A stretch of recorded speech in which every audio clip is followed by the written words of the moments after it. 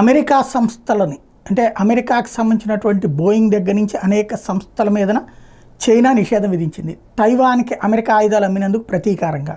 వాస్తవంగా ఈ సంస్థలు తమ తయారీలు అట్లాంటివన్నీ చైనాలో పెడతా ఉంటాయి.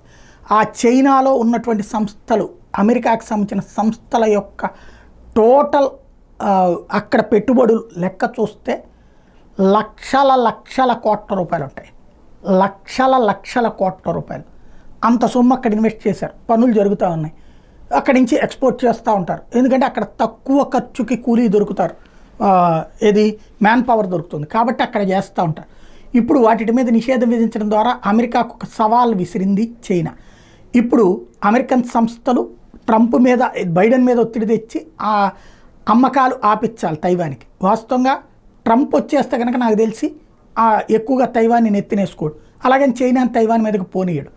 కానీ ఈలోపుగా బైడెన్ గ్రూప్ చేస్తున్నటువంటి వ్యవహారాలని చెక్ పెట్టేందుకు చైనా ఈ ఎత్తుగడ వేసింది.